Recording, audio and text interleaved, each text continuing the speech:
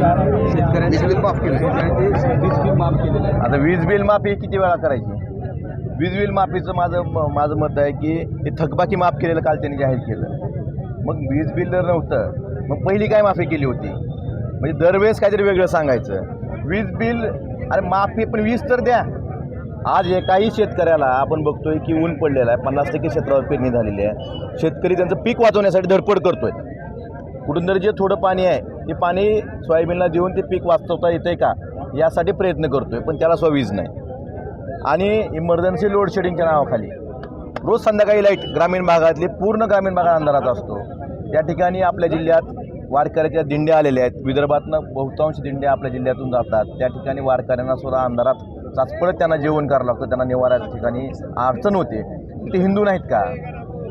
आपण ज्या ठिकाणी 1 मिनिट जरी लाईट गेली किंवा 1 मिनिट जरी उशीर झाला तर डिस्कनेक्शन करता आणि दुसऱ्या बाजूला इमर्जन्सी लोड शेडिंगच्या नावाखाली 5-5, 6-6 तास आपली लाईट बंद असते. शहरातल्या सुद्धा लाईट दिवसातून 20-20, 25-25 वेळ डिस्कनेक्शन होतं त्याचं.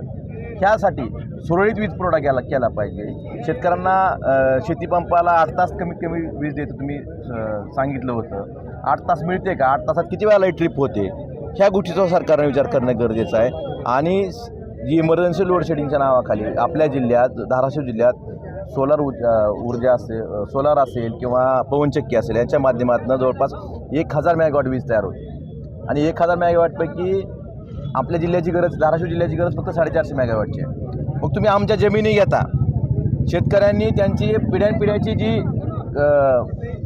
शेती आहे ती तुम्हाला लिहून दिली. त्या ठिकाणी पवनचक्की उभारल्या, काही ठिकाणी सोलर प्लॅन्ट उभारले आणि आम्हालाच अंधारात ठेवता. आमची वीज तुम्ही मोठ्या मोठ्या शहरांना मोठ्या मोठ्या उद्योगपतींनी विकता. आमच्या जिल्ह्यात तयार केली आहे. आमचं म्हणणं एवढंच आहे की आधी आमची गरज पूर्ण करा, आमचे लोड शेडिंग 100% बंद करा आणि मग बाहेर वीज विका. तीच विकली जाते नाही. ह्यात फक्त खाजगी कंपन्यांचं हित आहे. खाजगी कंपन्यांसाठी सरकार काम करते. आमच्या जमिनी बळकावल्या गेल्या, शेतकऱ्याचा गोरगरीब शेतकऱ्यांच्या जमिनी बळकावल्या गेल्या. काही वेळा स्थानिक गुंडांकडनं, पोलिसांकडनं त्या जमिनी बळकावून त्या ठिकाणी जबरदस्ती करून एक नॅशनल प्रोजेक्ट असं सांगून या ठिकाणी खाजगी लोकांसाठी सरकार काम करते. थकबाकी जी माफ केलेली आहे ते काहीतरी नवीन सांगायचं म्हणून काल जो मला कर्जमाफीच्या बाबतीत विचारायचं झालं तर एका तरी शेतकऱ्याला सुरुवातीला तारीख दिली 30 जून, नंतर दिली 5 जुलै, आता सांगतात 30 जुलै. कर्जमाफीचं कसं असतं की एखाद्या शेतकऱ्याला कर्जमाफी मिळालं तर त्याला नवीन कर्ज घेऊन त्याला नवीन पेरणी करावी लागते. मग कर्जमाफीत अजून एकही शेतकरीचा 56 लाख शेतकरी तुम्ही सांगितले. 56 लाख शेतकऱ्याची यादी कधी जाहीर करणार? हे सरकारला माझा विचार. यादी तर जाहीर करा तुम्ही सत्कार करून घ्यायच्या आधी. स्मार्ट मीटर बनची आपण मागणी केली. आपण या संदर्भात देखील विधानसभेमध्ये आवाज उठवला होता, तरी सुद्धा आपल्याला अपयश आले. यात विधानसभेतही याबाबत मी आवाज उठवला होता. पण ही लढाई फक्त विधानसभेत लढून जमणार नाही, तर ही लढाई रस्त्यावरही लढावी लागणार आहे. कारण सरकार ते निगरगट्ट आहे आणि त्यांचा राजहट्ट जो असतो स्मार्ट मीटरच्या बाबतीतला तो पूर्णच करत आहेत.